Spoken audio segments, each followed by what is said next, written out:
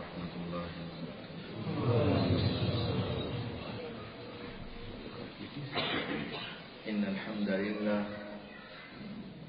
إن الحمد لله نحمده ونستعينه ونستغفره ونعوذ بالله من شرور أنفسنا ومن سيئات أعمالنا. من يهده الله فلا مضل له ومن يضلل فلا هادي له. أشهد أن لا إله إلا الله وحده لا شريك له وأشهد أن محمدا عبده ورسوله صلى الله عليه وسلم.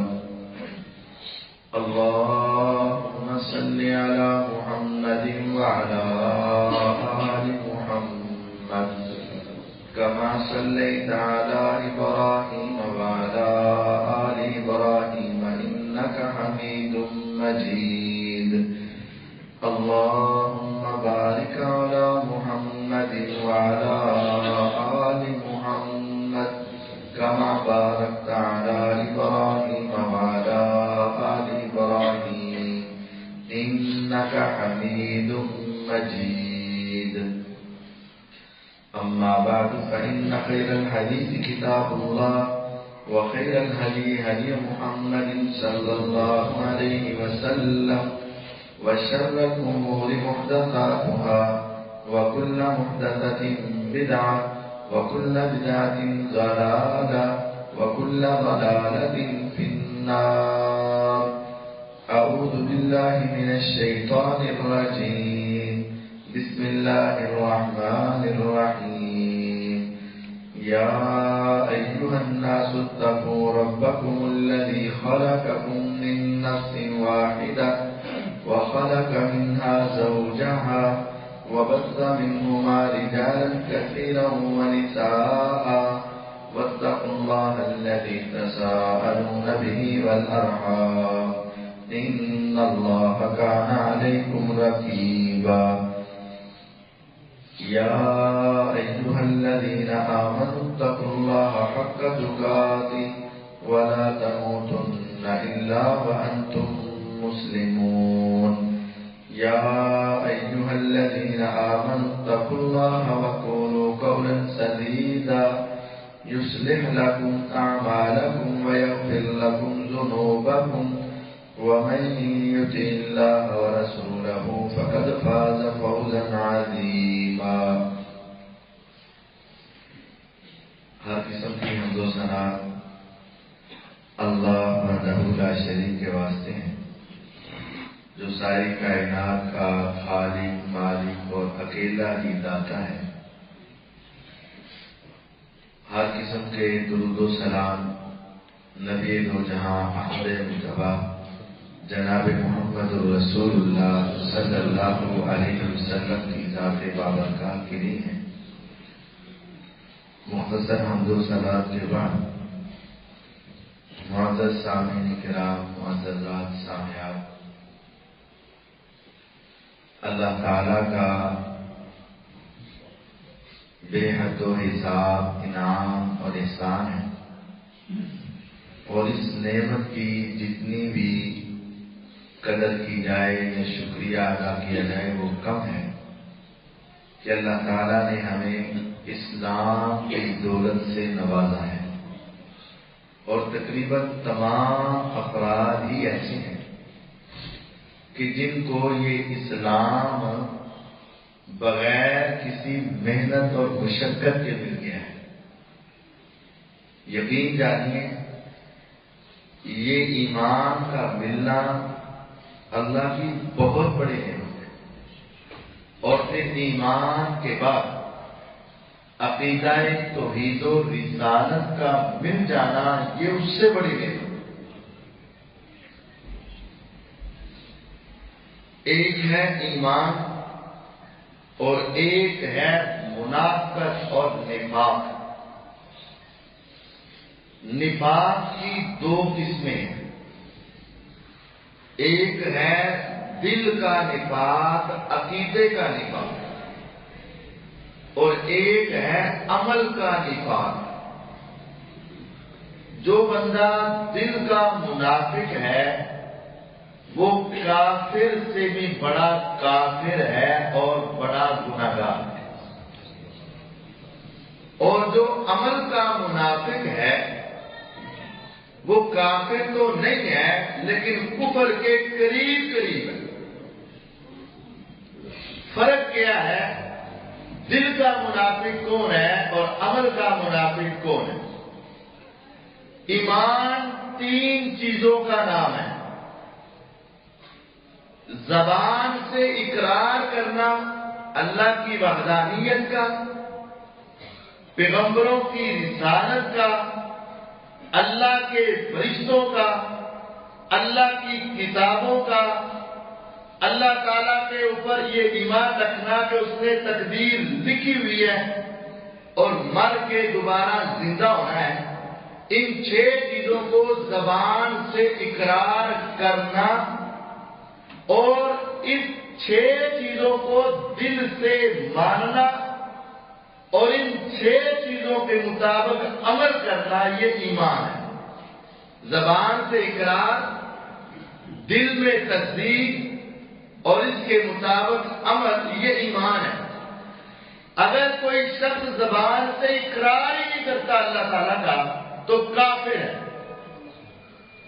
دل سے مانتا نہیں ہے، زبان سے کہتا تو ہے، دل سے مانتا نہیں ہے تو منافق ہے۔ اور چونکہ معاملہ دل کا ہے، یہ عقیدے کا منافق ہے اور یہ کافر سے بڑا کافر ہے۔ جیسے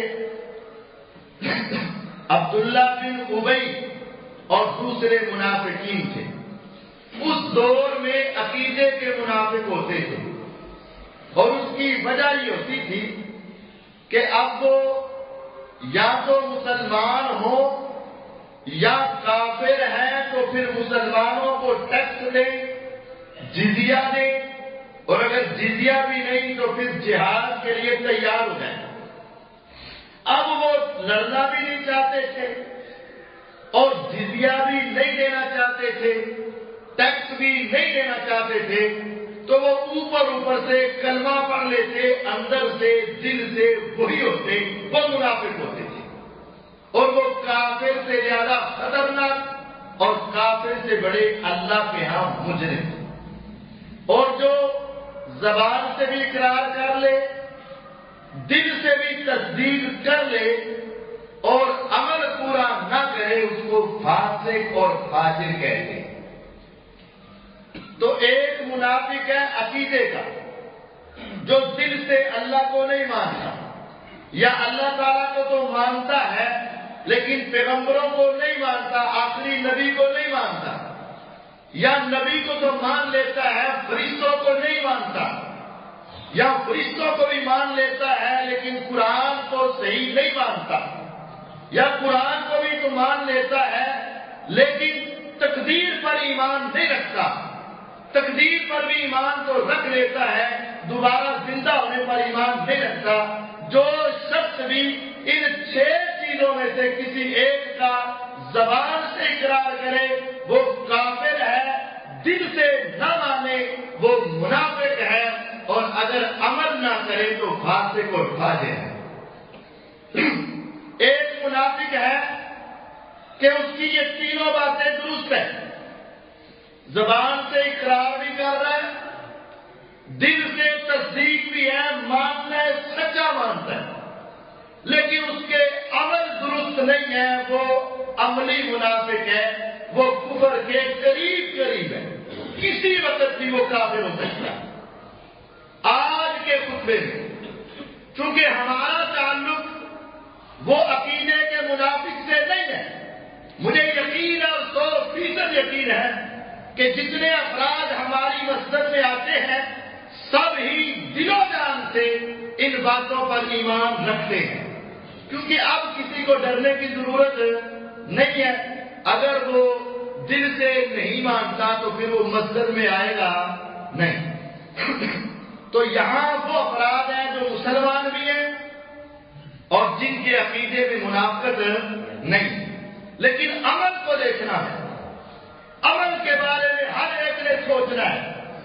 یہ نہیں ہے کہ یہ میرا آج کا خطبہ صرف اس کے لیے ہے یا صرف اس کے لیے ہے یا صرف اس کے لیے ہے.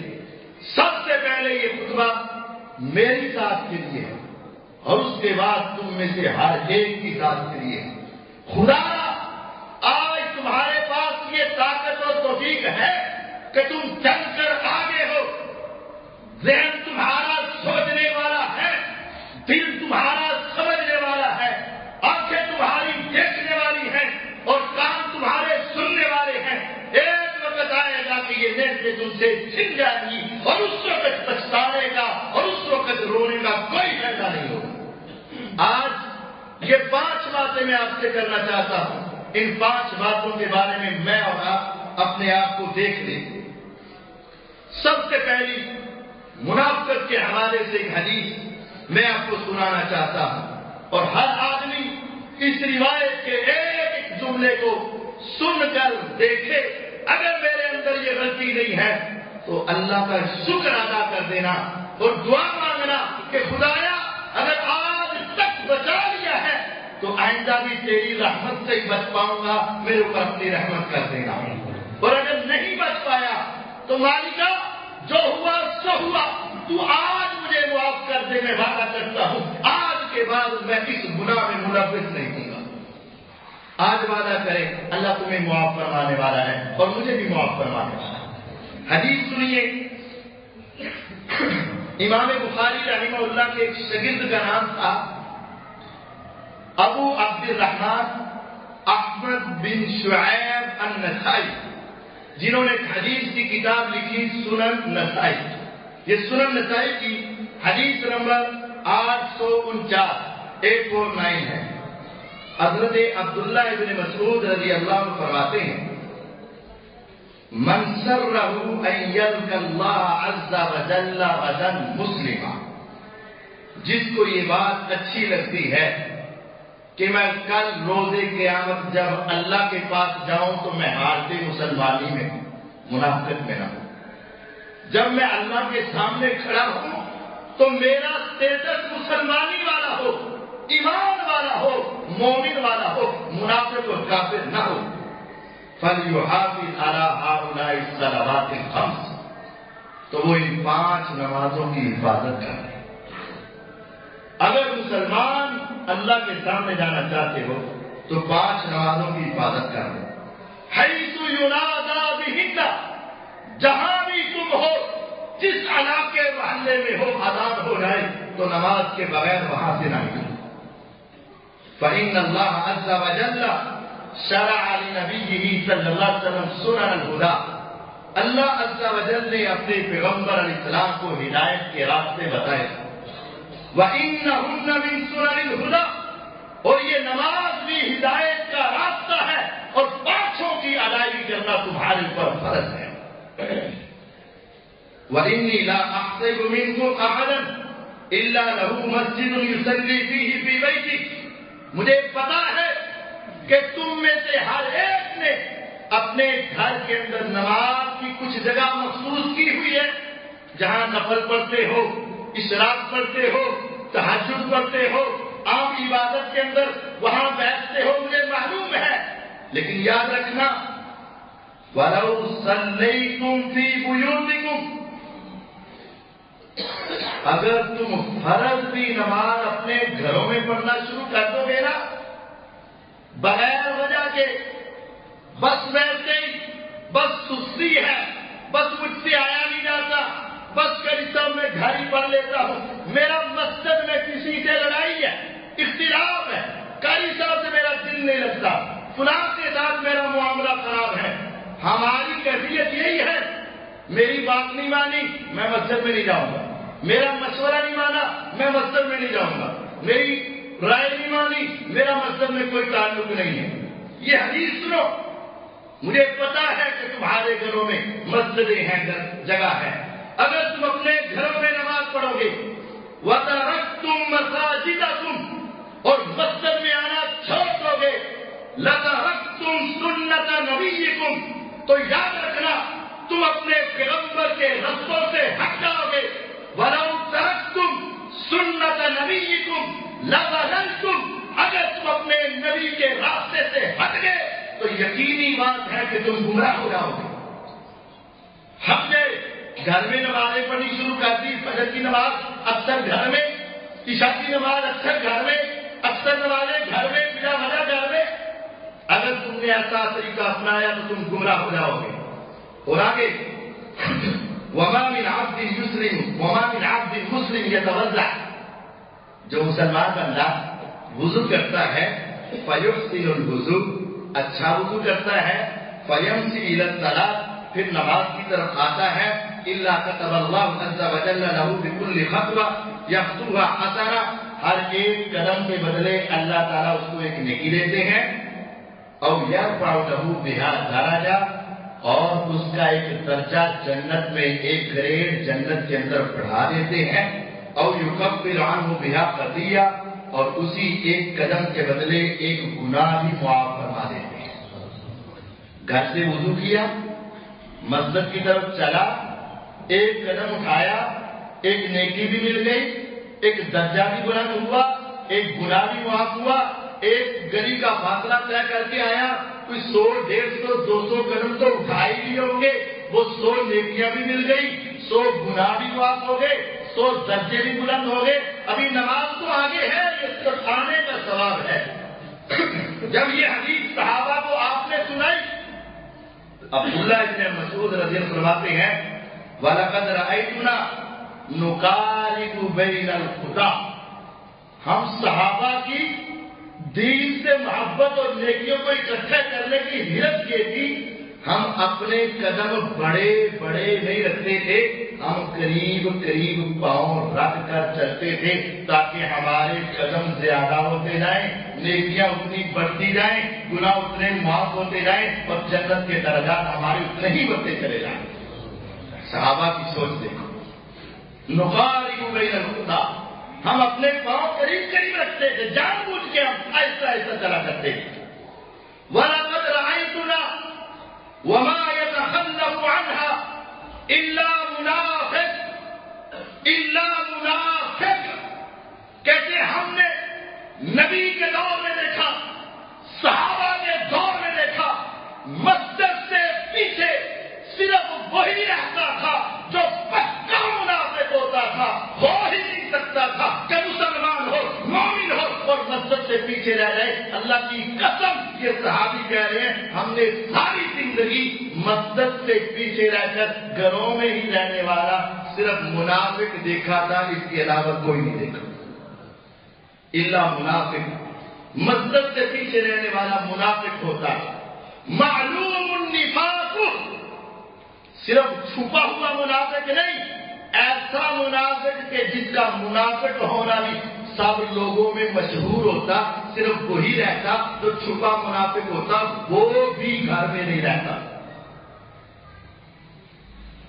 اب میری 5 نمازیں مسجد میں ہیں کہ نہیں؟ میں ہفتے بعد تو نہیں کہیں مسجد میں آتا، میں کہیں سال بعد تو نہیں آتا۔ ہر ایک غور کر لیں، جس کی اکثر نمازیں گھر میں ہیں وہ اس حدیث کو اپنے پلے باندھے اور سوچے۔ سنن نسائی حدیث کی کتاب ابو داؤد میں موجود ہے، نسائی میں موجود ہے، مسند احمد میں موجود ہے۔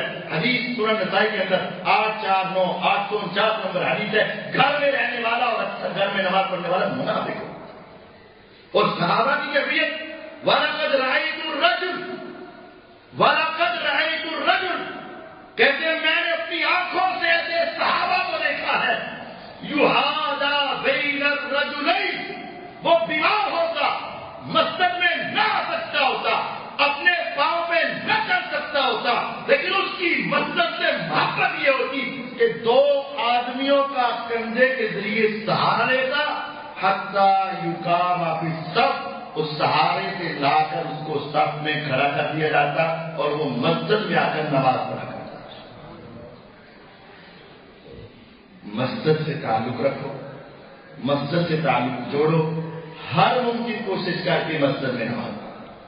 ہاں کوئی مجبوری ہے، مسجد اتنی دور ہے کہ نہیں پہنچ سکتے، یا بیماری اتنی ہے کہ نہیں آ سکتے، عذر ہے تو اللہ تعالیٰ لا یکلف اللہ نفسا الا وسعها فاتقوا اللہ ما استطعتم، طاقت سے بڑھ کر اللہ نہیں پوچھیں گے، لیکن بلا وجہ فضول ہی اور اس کے بارے میں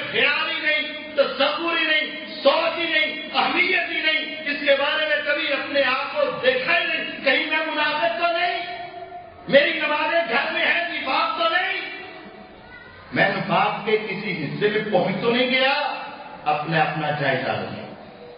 یہ ایک بات بھی مختصر کرتا ہوں۔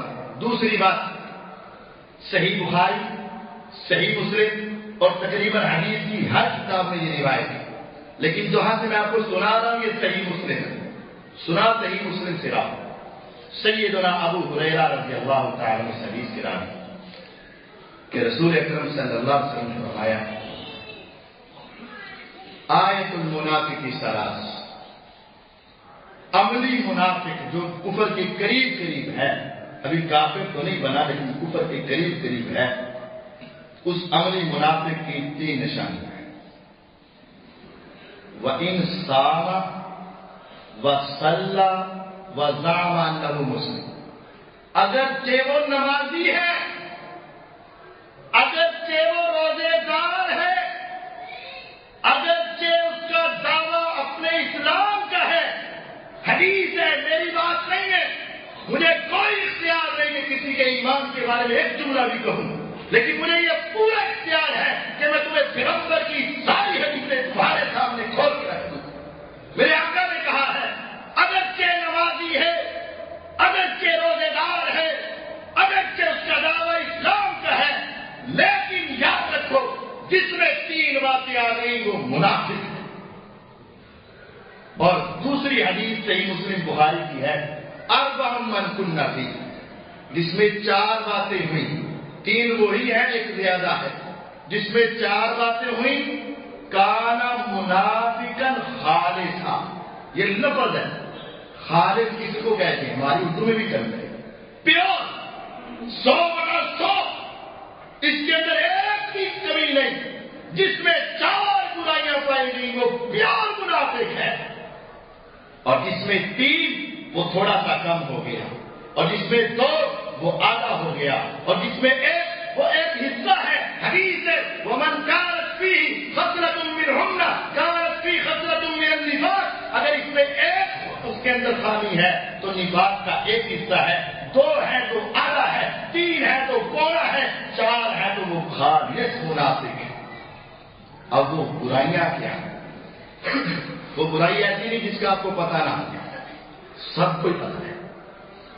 پہلی برائی، ہر ایک اپنے آپ کو سوچے، اذا حدث کذب، اس نے جب بھی بات کرنی ہے نا جھوٹ ہی بولنا ہے، بس اس کی عادت یہ ہے، مذاق کرے گا تو جھوٹ بول جائے گا، سودا کرے گا تو جھوٹ بول جائے گا، پراپرٹی کے معاملے میں اکثر جھوٹ بول جائے گا، گھر کے معاملے میں اکثر جھوٹ بول جائے گا، فون ہے ادھر ہو اکثر جھوٹ بول جائے گا، کتنی دیر میں پہنچ رہے ہو اتنی دیر میں اکثر جھوٹ بول جائے گا، کوئی نہیں معاملہ ہے، حتیٰ کہ کوئی بڑی بات نہیں، لباس بھی خرید کر لایا ہے، خریدا ہے 3000 کا، اب اپنی میں بنانا اپنا نام کتنے کا، 10,000 کا، بھائی تو اگر 3 بتا دے گا تو کیا ہوگا، کوئی نقصان ہو جائے گا نہیں، بس جھوٹ کو جھوٹ سمجھتا ہی نہیں، جھوٹ کو گناہ سمجھتا ہی نہیں، جھوٹ کو جرم سمجھتا ہی نہیں، یہ منافقت ہے۔ اذا حدث کذب، جب بھی بات کرتا ہے تو جھوٹ بولتا ہے، جس میں یہ ایک عادت ہے سمجھ لو اس میں نفاق کا 1 حصہ، 4تھا حصہ پایا گیا۔ اب ہم اپنے اوپر غور کریں، اپنے آپ کو میں پہلے سمجھاتا ہوں کہ اللہ سے ڈر جاؤ، اور اس اگر بری عادت میں ملوث ہو تو چھوٹ جاؤ، زبان کو سچا کر لو، کیا ہوگا دنیا میں عزت کم ہو جائے گی یار، کیا ہو جائے گا، تھوڑے سے سودے بھی بکیں گے نا یار، کیا ہو جائے گا، اللہ کی قسم تم اللہ کے لیے اپنی زبان کو بات کر کے دیکھو، میرا رب کبھی تمہیں نیچا نہیں ہونے دے گا، نہیں ہوگا۔ میرے آقا مدنی محمد صلی اللہ علیہ وسلم نے سب سے پہلے دعوت دینے سے بھی پہلے آ کر اپنا کریکٹر دیکھتے، ہر وجہ تمہیں صادقاً او کاذباً، مجھے یہ بتاؤ 40 سالوں میں تم نے کبھی مجھے ایک بھی جھوٹ بولتے دیکھا یا سنا ہے کہ نہیں سنا ہے؟ انہوں نے آگے سے کہا تھا محمد صلی اللہ علیہ وسلم ٹھیک ہے، لیکن آج تک ہم نے کبھی تیری زبان سے، تیرے بچپن میں، تیرے لڑکپن میں، تیری جوانی میں، تیری تجارت میں، تیرے نکاح میں، تیرے کسی مسئلے میں ہم نے جب بھی تجھے چیک کیا ہم نے تجھے صادق اور امین نہیں پایا ہے۔ تو پہلی منافقت کی نشانی اذا حدث کذب، بات کرتا تو اکثر جھوٹ بول، اس نے یہ کر دیا، غیبتیں چغلیاں اور اس کے اندر اپنی طرف سے باتوں کو بڑھانا اور اس کے اندر کسی کے اوپر الزام لگانا، یہ جھوٹ ہی ہے نا.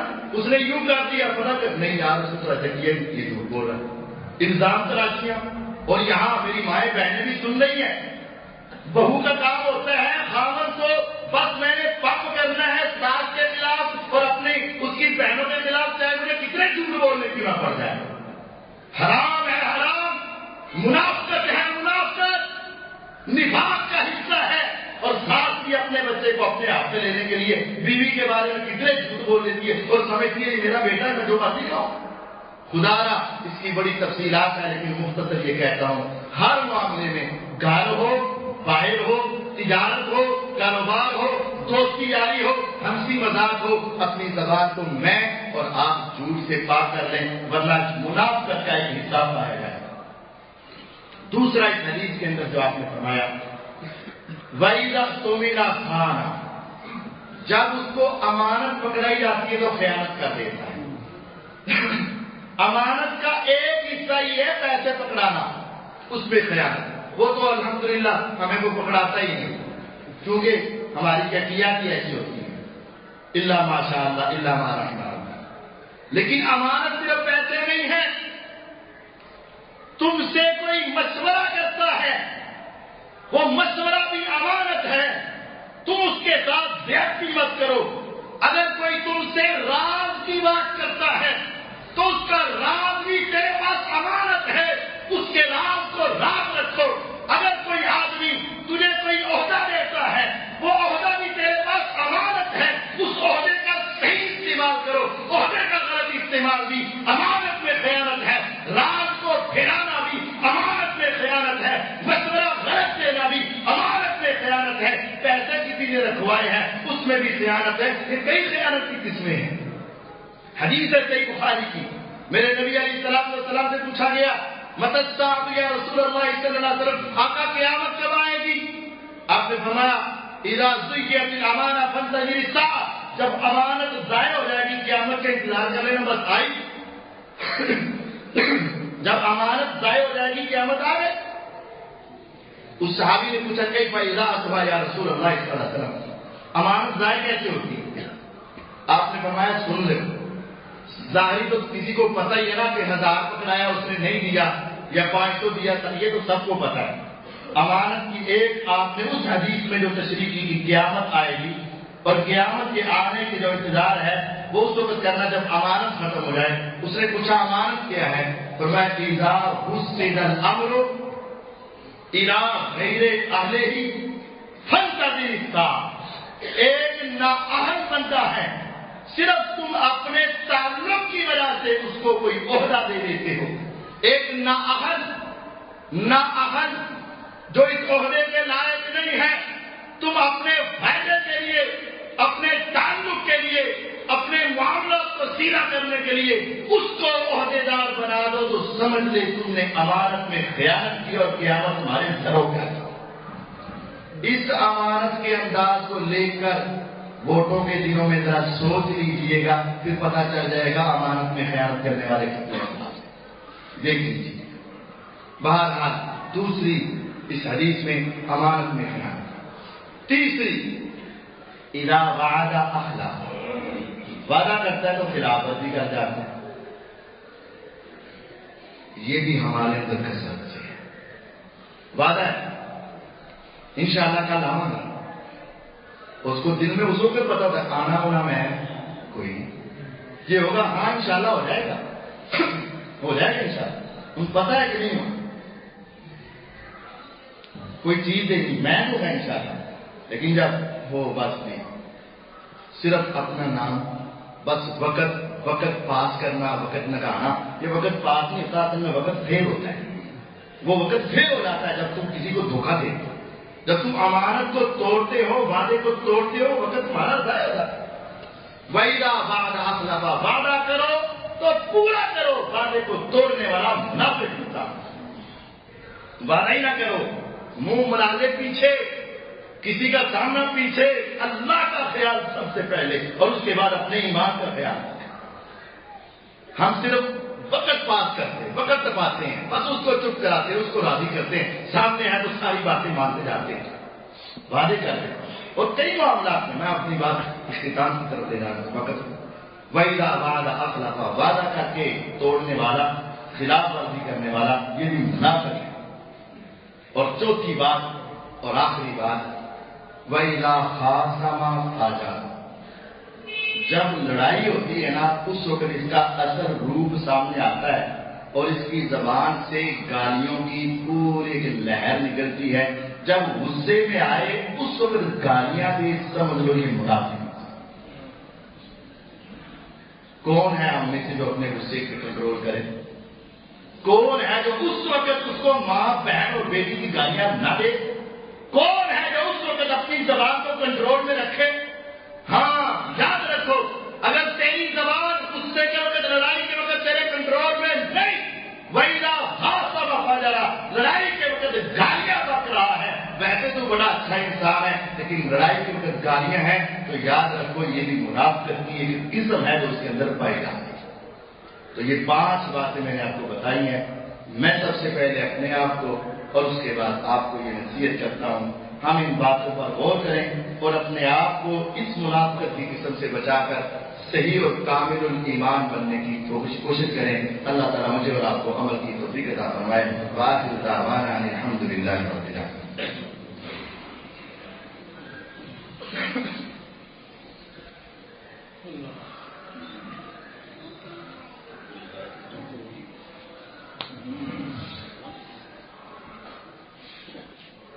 یہ سوال ہے کہ معاشرے میں مشہور ہے کہ اولاد جو ہے وہ مرد کی قسمت ہوتی ہے اور رزق جو ہے وہ عورت کی قسمت کا ہوتا ہے. اس کے بارے میں وضاحت کر دیں. یہ ایک بہت بڑا جھوٹ ہے. جب بچہ بھی ماں کے پیٹ میں 4 ماہ کا ہوتا ہے، چاہے بیٹا ہو یا بیٹی، اس کے بارے میں اس وقت ہی لکھ دیا جاتا ہے کہ اس نے اپنی وفات تک کیا رزق کھانا ہے. مرد کا بھی لکھا جاتا ہے، عورت کا بھی لکھا جاتا ہے. تو پھر رزق عورت کی قسمت کا کہاں سے آ گیا؟ مرد کا بھی تو لکھا گیا ہوتا ہے. اور اسی وقت لکھا ہو جاتا ہے کہ اس نے ساری زندگی کیا کرنا ہے اور اس کی کتنی اولاد ہوگی کہ نہیں ہوگی، کیا ہوگا، سارا مرد کا بھی لکھا جاتا ہے، عورت کا بھی لکھا. تو یہ کہنا کہ یہ اس کی قسمت ہے اور یہ اس کی قسمت ہے، یہ غلط ہے. دونوں کی قسمت میں اولاد بھی، رزق بھی لکھا جاتا ہے. دونوں کی قسمت میں اولاد اور رزق لکھا جاتا ہے، مرد کا بھی عورت کا بھی. یہ کوئی فرق نہیں ہے. اس وجہ سے اگر کسی کے گھر میں کوئی ذرا غربت کا مسئلہ ہے تو وہ عورت پر تانے کرتا رہے، حالانکہ آپ حاضرام ہو، سارا قصور اس کا ہو، سارا دن بیٹھ کے جوا کھیلتا رہے اور ویلا لگا پھرتا رہے اور گھر میں آ کے کہ پیسے تیری قسمت کیا، اس وجہ سے آج لبے کوئی نہیں. تو یہ ایک بہت غلط بات ہے. اور یہ بھی نہیں ہے کہ وہ مرد کو اگر اولاد نہیں ہوگی تو سارا قصور مرد کا ہی ہے، ایسی کوئی بات نہیں ہے. یہ دونوں کی قسمت میں اللہ تعالیٰ نے فیصلے کیے. ان الحمد للہ نحمده ونستعینه ونستغفره ونعوذ باللہ من شرور انفسنا ومن سیئات اعمالنا من يهده الله فلا مضل له ومن يضلل فلا هادي له. اشهد ان لا اله الا الله وحده لا شريك له واشهد ان محمدا عبده ورسوله صلی اللہ علیہ وسلم. آج کے خطبہ جمعۃ المبارک میں یہ بات بتانے کی کوشش کی گئی ہے کہ ایک ہے عقیدے کا منافق جو اللہ کو مانتا ہی نہیں، دل سے نہیں مانتا. الحمدللہ ہم میں سے کوئی بھی ایسا شخص نہیں ہے. ایک ہے عمل کا منافق. عمل کا منافق کافر نہیں ہوتا لیکن اس کے عمل اس کو کفر تک لے جاتا. وہ عمل کے منافق کی 5 باتیں بتائیں. ایک بلا وجہ اکثر نمازیں گھر میں پڑھنے والا منافق ہوتا ہے. دوسرا اکثر باتوں میں جھوٹ بولنے والا منافق ہے. تیسرا امانت میں خیانت کرنے والا منافق ہے. چوتھا وعدہ توڑنے والا، بلا وجہ وعدے کی خلاف ورزی کرنے والا. مجبوری ہر جگہ پہ ہو سکتی ہے. مجبوری وعدہ کوئی نہیں نبھا سکا وہ الگ بات ہے. بلا وجہ وعدہ نہ پورا کرنے والا منافق ہے. اور چوتھا پانچواں، جب کوئی لڑائی ہو تو گالیاں دینے والا یہ منافق۔ اگر پانچوں باتیں ہیں تو پکا منافق ہے، چار ہیں تو تب بھی پکا منافق ہے، کم ہوتی جائیں گی تو منافقت کی شرح کم ہوتی جائے گی۔ اللہ تعالیٰ سے ہم دعا کرتے ہیں، خالق اے مالک، تو نے ہمارے اوپر بہت احسان کیا کہ ہمیں مسلمان پیدا کیا، تو نے بہت احسان کیا، ہمیں توحید اور رسالت کی سمجھ دی، اب مزید احسان کر دے۔ اگر پہلے یہ گناہ ہوئے تو ہمیں معاف فرما دے، اور اگر ہم بچے تھے تو ہمیشہ بچا کے رکھنا، اور ہم سب کو ایک عظیم اور بڑے جرم